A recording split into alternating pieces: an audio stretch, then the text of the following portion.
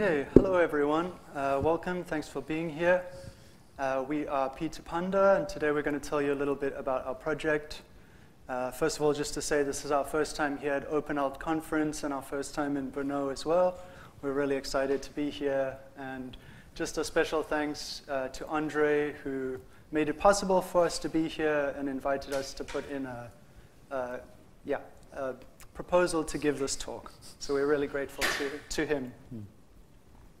So first, just to give a little bit of background about ourselves and the project. So we are an open source project in the decentralization and peer-to-peer space.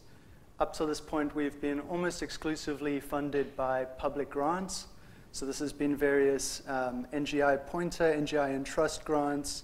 Currently, we're funded by the Prototype Fund through the German government. And we have also previously been funded by an Innovate program in the United Kingdom. We have some links here to see our code and our website and our Fediverse profile. We'll share those again at the end so that you can keep up to date with us. So p2panda is a three-person team. It's myself, Glyph. This is Andreas, or ADZ, and our friend and collaborator, Sam.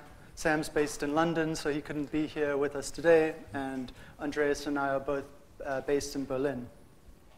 And to tell a bit of the background of the story, Andreas and Sam in particular have quite a long history in event organizing, and especially collaborative event organizing. They're both musicians and come from that kind of culture of DIY events. And so they had written software in the past to be able to collaboratively organize events, but that was always centralized software, requiring centralized infrastructure. And along the way, they learned about peer-to-peer and decentralized systems, formed a little research group to start understanding amongst themselves, how does this really work, how does it function? And the p2panda project was born out of that, of like, okay, we as app developers want to use peer-to-peer technologies, but the learning curve is so high.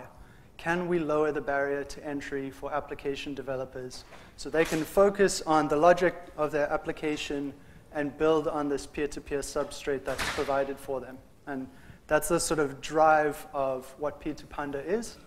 So it started in about 2020, so about 5 years ago, with Andreas, Vincent, and Sophie. Vincent and Sophie have since moved on to other things.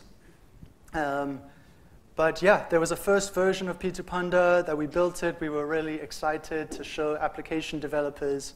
And then we realized that we'd built quite a monolithic stack where all the elements of the system were tightly integrated, and the interface we exported only really catered to a small subset of developers.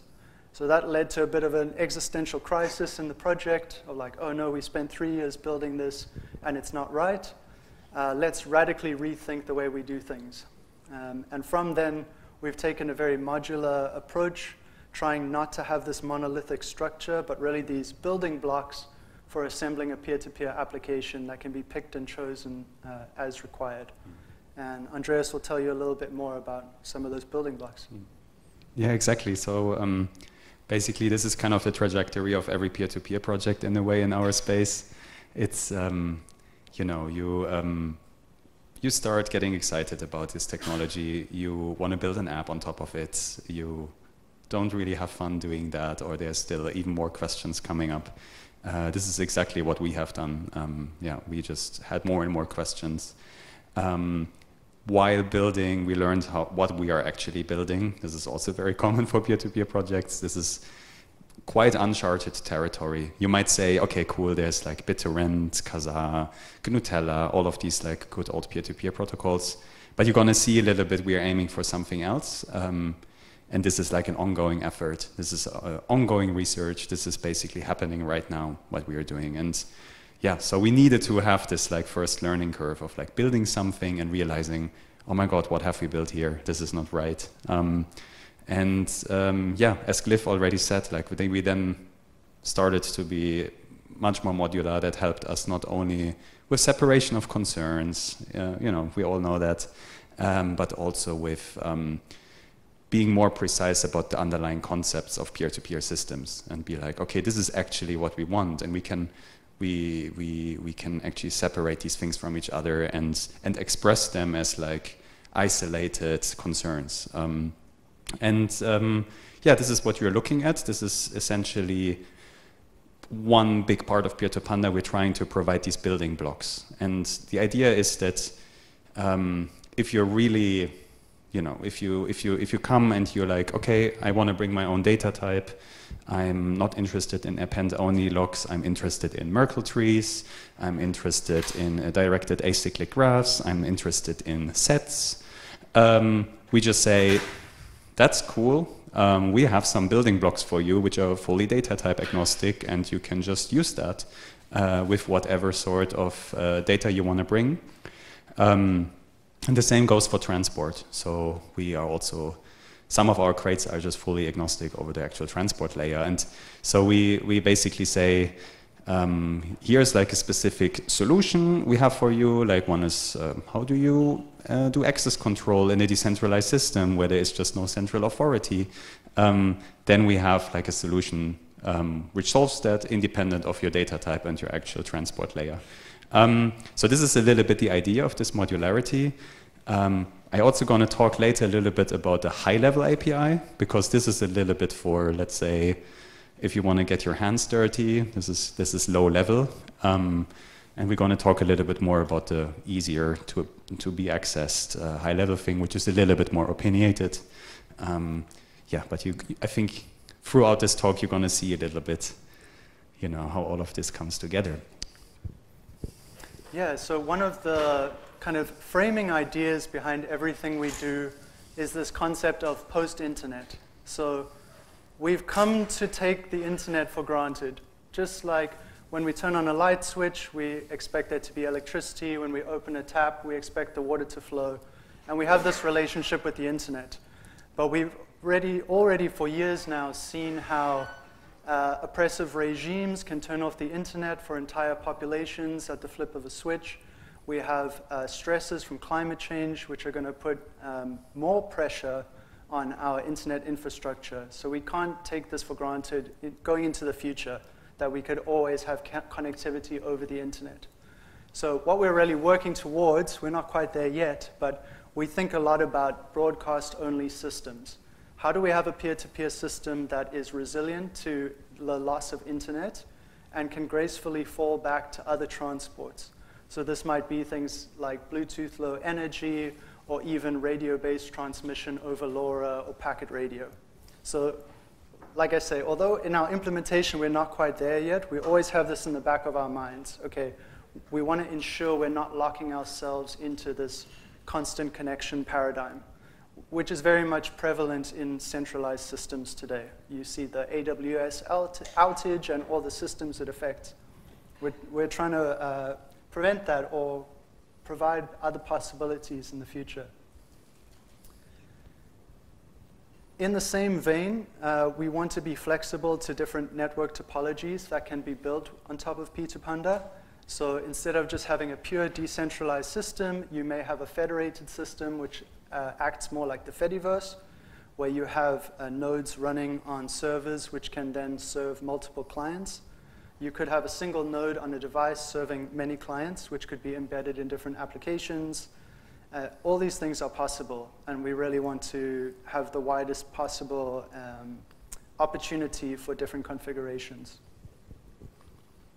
Yeah, and you see this is a little bit like, this is a little bit the guiding principles we want to follow. Like, yeah, modularity, support post-internet, be always ready to take out the internet layer and replace it with something else, and the allowing communities to decide themselves if they want to be federated, fully decentralized, or even make that the decision of the user themselves. You can still communicate with a federated network, but you maybe want to really have the data on your computer yourself. You can still be compatible. And this is a choice the user should take, not the protocol.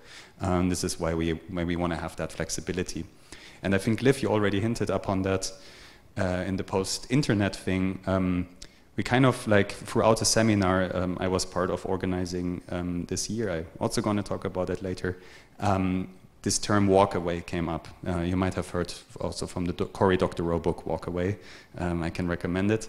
this is inspired, the name is inspired by that. It's like, can you walk away from the infrastructure you're using? Will your app break when the internet breaks? Can you build your app on top of another infrastructure and it will just continue to function? This is like what we mean by walk away. It's like it's almost like a quality an application can have. And I would claim that not every peer-to-peer application has that. There's some assumptions peer-to-peer protocols have which actually only really function when there is a direct connection to someone. They only really function when there is a server standing somewhere. Think about stun or turn. You know, some of these protocols have all of these requirements hard-coded, and p2panda doesn't want to do that. We want to say it needs to be walk away at any point. And how we can do this is, first of all, once again, like a separation of concerns. So you can see on this diagram here, we have an event delivery layer. This is how we get our events, you know, messages, our data. And this is a separate concern. We don't really care how the data arrived on your computer. We just say they need to arrive. You know, that can be a USB stick, that can be Bluetooth Low Energy, that can be the internet. But we just say the only thing we care about is somehow this data needs to arrive. Then the data itself, the thing in the middle here, has to have some basic guarantees. Yeah. Also going to talk about it a little bit, but usually we want this data to be signed somehow. So we have some form of provenance. We want to have checks on the integrity of the data. You know, did I miss out on messages? Did the data got changed while it was underway by some malicious actor, form of man-in-the-middle attack or something like that? So these are all like the guarantees we want from like a core or base data type in the middle. And because we're working with fully decentralized systems, they need to also be convergent. They need to converge to the same state over time because there might be concurrent changes in the system we are not aware of at the time we are creating or looking at the data. So these are like core principles this data type needs to have. And there might be different data types which provide that for you. As we already said, you can pop in your own data type in p2panda. We also have own solutions you can but also just use out of the box. And then lastly, when you now have that data type arriving through some sort of event delivery layer, yeah, some people also call it a connectivity substrate, we want to do processing on top of that. So we want to observe these events, we want to materialize state by observing these events. For example, you know, an event comes in and it says, I create this entry in my calendar. This is one event. The next event is I'm changing the title of that item, or I'm deleting that item. These are all events, and we are materializing the state, which in our case would be an empty calendar because I just deleted that item. This is something you might be familiar. You might know actually from event sourcing, you know, domain-driven design development. All of that. I think this is like quite like, yeah, big tech talk, let's say. We are sometimes learning from these big systems because it's also distributed system problems or like architecture problems. So sometimes we can also like, you know, steal some things from them. But yeah, you might be familiar with these principles, and here it's not so different with maybe like the more radical part, which is we must be able to work when we take away that event delivery layer at any point. Yeah, and now we get to the actual stack of p2panda. So you see like this little thing here popping up. This is now you know where we are in the stack. Like looking at this, at the diagram I just shown you before. And so yeah, what does p2panda actually provide? So the idea in general is we want to build an application and we want it to work independent of the connectivity substrate. You know, internet outages, I'm driving through the tunnel, the internet is gone, or like, you know, more for political reasons or nature catastrophe reasons. We want to sync data while we're just sitting in the same room. We don't need to use like some global infrastructure to do that. We just want to use Bluetooth and so on and so on. But we also want to still build an app. And we got so pampered with like, all the tools we have around app development. If I would ask you how to implement access control, probably you have a solution. It's very easy. You just pop it in. Your operating system has that figured out for you, or your library you're using. You want to probably sometimes work with encryption. You just have a solution for that. You want to manage a group of people. You have a solution for that. You add someone to a piece of data, you remove them. All of this is much harder to do in a decentralized setup. I already mentioned concurrency, conflicting changes on top of the same data. Like all of these things just get like strange, let's say. Like we would say interesting. We actually get excited about these problems. And this is, as I said, like an ongoing research, but like basically we're quite fascinated by this challenge of like, okay, how can we give this like regular app development experience, but in this strange world? Okay, and so like this is why we're going through the whole stack to show you we had to think about like all of these things on different layers to make that possible. The first one is people usually want to converge around a document or a topic. So imagine we are all in the group, in this room here. We want to all write a text document together, or we all want to be part of the same chat group. What do you do on Signal? You drop the invite link somewhere, put a QR code somewhere here and say, join the Signal group. This is like how we converge around the same document or the same topic. It is that Signal group. Or I'm popping in my HackMD document here, or my HedgeDoc, or Etherpad or CryptPad, or what you prefer. Like these are like the documents we converge around as users, and we kind of want to have the same experience. Huh? We want to share something, a link, and then people click it, and it opens your app, and then it starts to sync. It starts to like get that data for that document, so you can materialize it and show it in your UI. Problem is, how do you find these users in a decentralized setting? This is kind of, it's almost like a philosophical problem. How can you like, how can you know something without like knowing who to ask for it? Or it's like centralization. It's easy to do. You just like ask the server, and the server will answer. Like, here's the document. But in the decentralized world, this is a little bit tricky. So there's a solution for that in peer-to-peer systems. Like the whole topic is called discovery, I want to make that short now. But like there's one privacy issue with discovery is in peer-to-peer things is you usually just like scream into the world and say, like, think about MDNS, multicast. DNS is like, hello, I exist, I'm a printer. Or, hello, I exist, I'm interested in this very secret document. And that gets worse when you use like a distributed hash table or something, and you just, like BitTorrent, you're just like, yes, I served this like illegal file on the internet. So, that's not really what we want as application developers. We want some confidentiality. It's a tricky word, I'm still practicing. For this, we're, for example, applying like private equality testing. So a form of like, private set intersection. And we are actually only exchanging topics with other peers when they can prove that they also know about it. And that's not our invention. This is something like the Willow protocol has brought into that space, which is a really exciting protocol you should also check out. And I think this is like, already like maybe like a little hint on how we are different from other peer-to-peer protocols, because we don't want this like leakage of data into like an infinite void of untrusted peers. We want this everything to be done with the agency of the users. Yeah, and so just to summarize that, discovery is about how do we find other peers on the network. We don't have a central address book to look up peers like an old telephone book. And how do we find other peers where we have overlapping topics? That's kind of discovery in a nutshell. Another aspect, and I should say because we didn't mention it, all our code is written in Rust. So that's the language we use for all of these modules.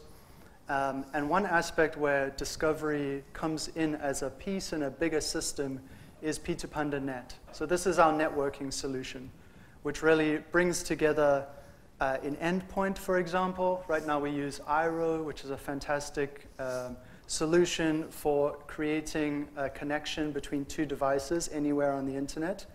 It will try to establish a direct connection. If that's not possible, it's able to relay the data in a secure way. So we need to be able to make connections. We need some manager that's able to handle the life cycle of a connection, when it comes up, when it goes down, why did it go down, was it a clean exit or was there a failure? That would include a scheduler to make sure that we're making connections in good time.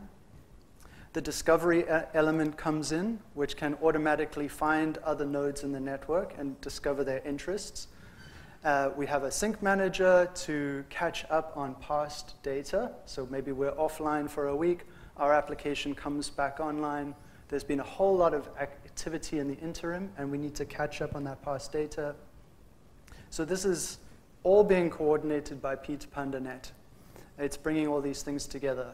And on the external API level, you would say, hey, I would like an ephemeral stream over this topic.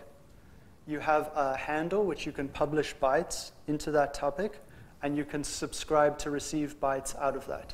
You don't need to think about these lower layers. You can just think about bytes in, bytes out. That's just a kind of live mode, ephemeral, no persistence of messages.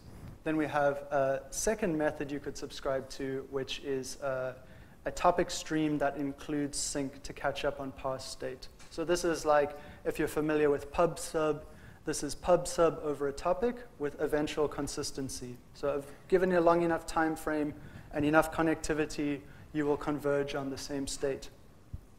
And recently, we're in the middle of a rewrite of this part of our code because we realized that there's a lot of fragility in a networking subsystem. Like I said, connections go down. You're on the train, you go through the tunnel, you lose your internet connection.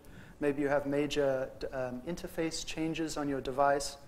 So what we've been doing is restructuring our code in these supervised actors, kind of taking a leaf out of the Erlang playbook or a page out of the Erlang playbook so that these subsystems can be supervised and if they fail, restarted so that our system remains resilient to these dynamic changes. And again, this is all part of event delivery. How do we get events from node to node? And just to kind of point back at what we said earlier about trying to be post-internet, trying to be agnostic and be as flexible as possible, right now we focus on the internet layer because that's a kind of first priority. Many app developers are happy using the internet. They're sort of coming from a conventional paradigm. But in the future, we're working towards p2panda net being completely agnostic over the transport. So if you wanted to run your connectivity over Tor or I2P or Valid, or you wanted to just have Bluetooth Low Energy or have this dynamic switching between transports, you could do that. p2panda net doesn't put any constraints on your transport. This is a work in progress, but this is what we head towards. So one of those components of the networking system was this data synchronization I talked about, which is how do you catch up on data, this past state. And we have some efficient protocols for doing this so that when you do connect, you can quickly figure out, okay, what data do you have on this topic? What do I have? What's the difference in those two sets? And let's exchange the missing pieces so that we'll both come to the same state. And this is now in this, you see in the top right, this little glyph or icon. We're now in this data type space with p2panda sync. Yeah, actually, I'm realizing this is half wrong. It's still event delivery, huh? It's like how the sync protocol provides the events for us. But yeah, we need to. This is kind of a hybrid zone because how your sync protocol functions is very dependent on what data type you're using. You can imagine a sync protocol where you calculate the set difference between Merkle trees is a very different approach than to calculate the difference between two linked lists, like in a panda-only log. So this is where like these worlds meet a little bit. Huh? It's like we are both talking now about our core data type, which is there to deliver this data or like to capture this data, but also still in the event delivery world. I should make it both colors maybe next time. Yeah, and in our case, like the core data type, we are basically giving as a default is the append-only lock. So this is like a fairly classic structure. It's been also very much inspired by the secure scuttlebutt community, where both Glyph and me have been very active, and this was kind of the beginning of the end of us. We learned about secure scuttlebutt, which was like a very radical gossiping protocol using append-only locks, which formed some sort of like, yeah, communities where people posted like what they experienced in their lives, and other people could like react to that with other more posts. And it was radically offline. You could just use it anywhere, and you know, work on your posts, be on a sailing boat, and come back online, see what your friends have written. So append-only locks are like it's like an old data type. They come with like this very efficient sync strategy. We can basically just compare like how long is your lock. Okay, I'm missing out on 5 items here. You know, so we have it's very like efficient for synchronization. They have some downsides. They are known to grow forever. You know, it's like append only. You just like append, and at one point your application explodes because there's just too much data. So what we bring to the table is they're prunable, actually. You can like remove data from an append-only lock at the end. And another thing they're known of is that you can't fork them. So what happens if someone posts at the exactly same sequence number, but with different data? It's the same author, it's still signed by the same person, but now they're forked off as like a branch in Git. That in the classic append-only lock world, this would now lead to like breaking eventual consistency, because one peer gets one part of the branch and the other peer gets the other, and now we're definitely not in the world anymore where we can converge to the same state. This is also something which p2panda handles. So our append-only lock is prunable and forkable, and we still get this really nice, efficient sync by just comparing lock heights as long as they're not forked. Which is also not happening that often, but it's just something, yeah, we thought about and found a solution for. Yeah, and I think that's maybe already it. There's one last thing you can do with append-only locks. They're usually single writer, which means, you know, one person is maintaining their own lock for a certain kind of data. You can have multiple locks, of course, many as you want. But you can also now form a directed acyclic graph on top of that by pointing from one operation in the lock to someone else's operation in their lock. And this gives you a thing which we call causal ordering, or like a partial ordering, you might know from math. So this is now when you can reason about order in a peer-to-peer system. Yeah, it's like a vector clock, and this gives us now a sense of, did this happen before, after, or at the same time? And at the same time meaning not wall clock time, but like causal, or like causal time. So this is cool. This is kind of like the basic things you need for building peer-to-peer systems, and we believe that this is like a very essential thing. And you can also already see this like event sourcing philosophy in that, because by appending an entry to the lock, you know, this is kind of a new event, and then someone receives that and they go through that lock and they process their events based on what they find in that lock. Yeah, and this brings me then to the p2panda stream, which is kind of like now like the top of our stack. This is now when we are like composing our event processors on top of each other. So yeah, we have pub/sub, like something finding peers on the network, delivering the data around the topic for us. This data type gives us like these basic guarantees of ordering, of integrity, of like provenance, and now we want to compose like almost like middlewares on top of that. You know, think a little bit about it like there's an HTTP request coming in, and you want to have like different sorts of middlewares now to handle that. And we are very inspired by this sort of API design, and so we composed layers on top of this like event processing pipeline, and you know, they can solve different things for us, like the ordering, pruning, encryption, and access control. We want to talk about it a little bit more. Another cool thing is this stream is like stateful from the client, from the consumer perspective. And this is really a really nice thing. Like imagine you have your application on a smartphone, you know, you're like a developer, you're proud to ship your application on a smartphone, you know, your user is using it, they swipe it up, and that kills the process. What does it mean? It just means that the database literally was just crashed. Yeah, and usually we kind of have applications where the database is on the server, so and when the server crashes, that's terrible. But usually we don't care about what the user does while killing the app all the time. But in peer-to-peer systems, your application is the database. So imagine you have your Postgres or SQLite and you just constantly pull the plug all the time.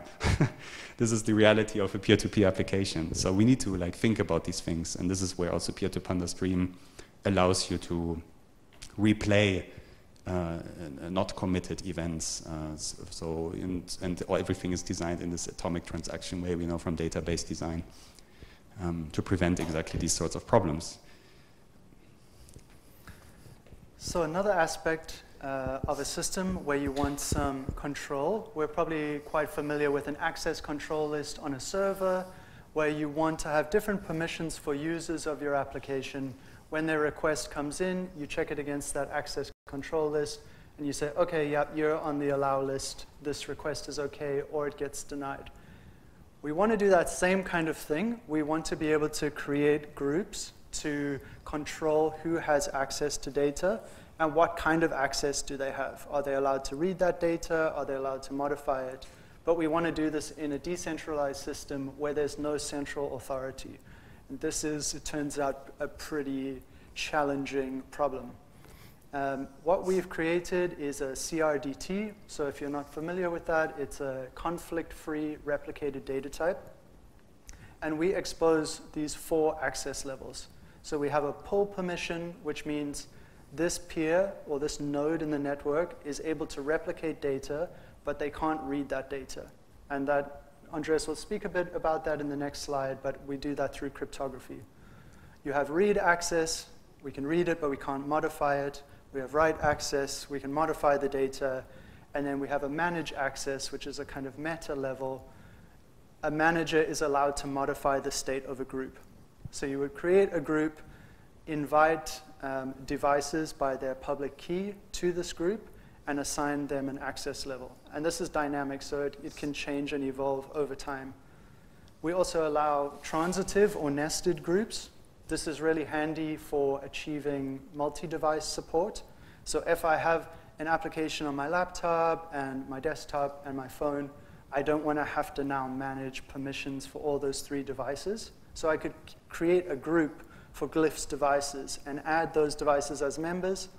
And now I just say to my application, okay, add glyphs devices as a writer on this finance document, or add glyphs device as a pull with pull access in this neighborhood friends group, so I can replicate things without reading them. And one of the tricky things here, as Andreas pointed to earlier, is concurrent events happening. So imagine in this scenario, we have panda and sheep. A group is created, and those are the 2 starting members. And let's say panda is a manager, and sheep has write access. So they sync up. They both know they're in this group. Then we go offline. And sheep is posting some messages, la li lu. And kind of concurrent to that, panda has actually removed sheep from that group. Now, when we connect again and we share all the messages, as well as these control messages, we somehow need to reconcile this, because we don't know whether panda removed sheep before or after Lali or Lu. We just know they sort of happened contemporaneously. And so we apply some rules. We have a customizable resolver. So we're generic over the strategy which decides what happens in this case. We have a default implementation which is very conservative. So what would happen here is, because Panda removed sheep, we have to roll back all of those concurrent actions by sheep. So we have this ability in our directed acyclic graph to be able to roll back through these messages, and with our latest information of all these messages, materialize the state. This is very tricky, and Sam in particular, our third member, has done some really quite cutting-edge work on this. And another thing we're trying to do in p2panda, this kind of one of these core principles, is we want observability of the system. Like I was talking about p2panda.net, it does all these things for you. That's great, but as an application developer or as a developer in general, you want some introspection into your system, especially when things go wrong. How do you know what the state of the underlying system is? So Sam built something really cool for our this CRDT for access control, which is being able to print the graph of control operations which influence the state. So here we would have, at the very top where you see the little green boxes, this is where the group is created, and we have control messages, these operations which are modifying the state of the group, and sometimes we have these branches where convergent operations were created. So this is just one example of how we're trying to give introspection into the system. On the network layer, we expose metrics about how many peers do you know about in the network? When was the last time you connected to a particular peer? When was the last time you synchronized your data with a peer? How much data was synchronized? Trying to really make as much information as available for you to tap into as an application developer. Yeah, and usually, let's talk a little bit about encryption. Usually we want to, of course, protect our data from like anyone else. Usually we can rely on transport encryption, right? Like we have a handshake. In our case, it's TLS 1.3 using IRO. We actually use ED25519 keys to authenticate ourselves towards each other. This is great. We know there's like, we are really talking to that peer. We really can exchange data with them.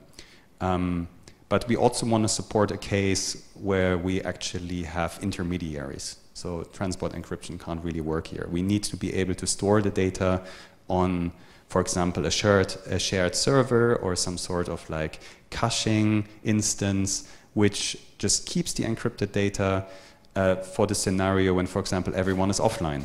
Yeah, so this is also a classic peer-to-peer problem. How do you get the data when everyone is offline right now? That's not a great user experience. So what you usually do is you also dump it on like an instance which is maybe more online. It doesn't need to be server. It can still be your post-market OS phone powered by a solar panel. This is the instance which maybe has that data for you and you can just get it from it. But you also don't entrust the data to that instance. So we want to have like full encryption over the data. And for this, we also done some work around pretty sophisticated encryption, which gives you post-compromise security and even forward secrecy. So we have like a key agreement scheme inspired by the X3DH key agreement protocol of Signal.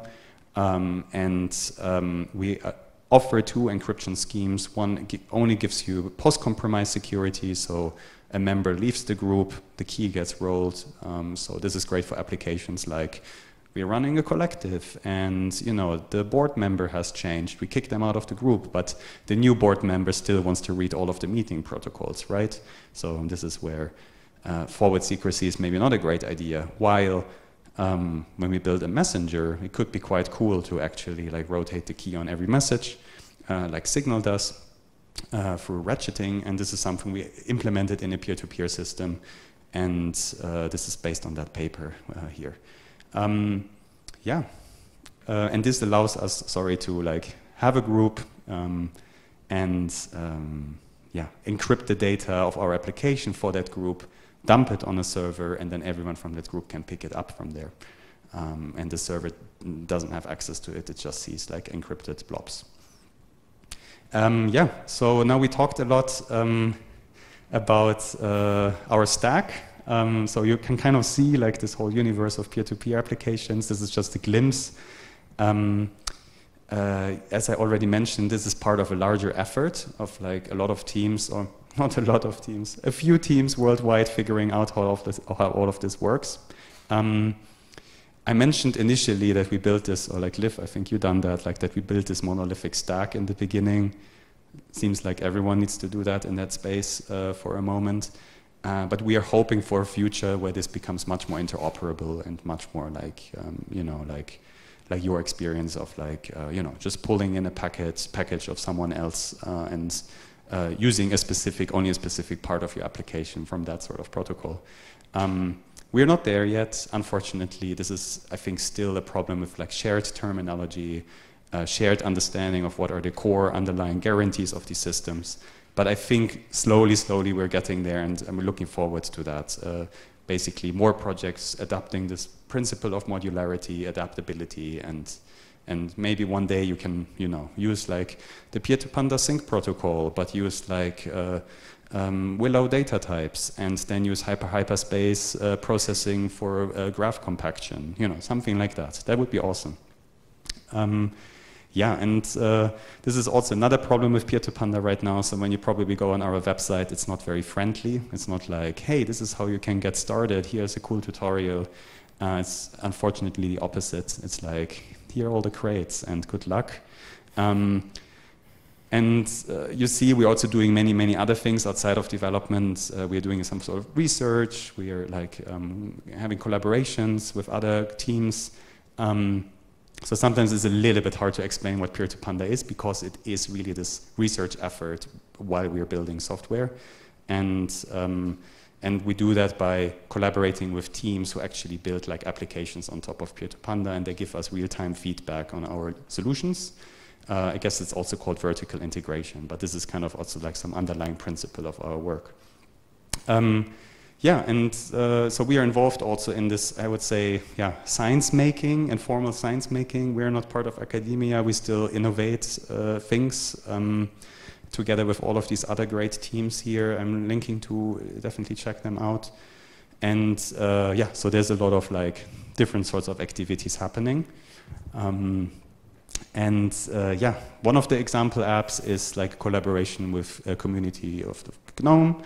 This is especially like people from Berlin, and together we've worked on Reflection, which is like a local first text editor, this is first of all like a cool GTK-based native text editor running on p2panda, but also it's the exploration of like high-level APIs which might be wrapped around G-object. So we're gonna want to have like these tools for GTK developers. Yeah, and this is also a beautiful community. We're gathering around like an event series called Boiling the Ocean. I think André was talking about it in his lightning talk. If you're in Berlin, come. It's like roughly every 3 months. Yeah, and yeah, and that hopefully leads to something like maybe we can have a peer-to-peer service on the operating system layer. And you don't need to really, you know, like think about it every time. You can just like ask for permission, peer-to-peer permission from your operating system layer, and it will magically sync everything for you. And you only worry about your specific needs in your application, and we don't need to reinvent all of these UI and UX patterns. There's just a unified experience for the users to manage their devices or manage their address book of trusted peers and whatnot. This is like very far into the future, but we're quite excited about it and are already in conversation with the GNOME community. And we have about 1 minute left. We've been very talkative, so I'll just move quite quickly through these last slides here. Another application we've been working on is Toolkitty, which is kind of the realization of this dream of being able to organize festivals collaboratively. This is a mobile app built with Svelte and Tauri. It's not quite ready for use, unfortunately, but next year we hope to bring that to fruition. Yeah, I mentioned the high-level APIs. This is like the current ongoing work. So if you have a sad time looking at the p2panda website, this will hopefully be better. If you want the more opinionated, less like low-level experience, there will be p2panda node and p2panda client coming up soon. As I already mentioned, there will be G-object wrappers around that in the upcoming months. And yeah, there will be then tutorials and a nicer how to get started guide around this. And then just finally to say, we are available for consulting work. So if you're trying to design or implement a peer-to-peer system or application, do speak with us, get in touch with us. We've done this with some other projects. And we publish our research at our blog. So check out p2panda.org to find out more about our work. And yeah, the best way is to follow us on the Fediverse. Then you'll learn about events we're going to be at. You can keep up to date with our research and our work. And thanks very much for listening. I'm sorry we used up all the question time, but we appreciate your attention.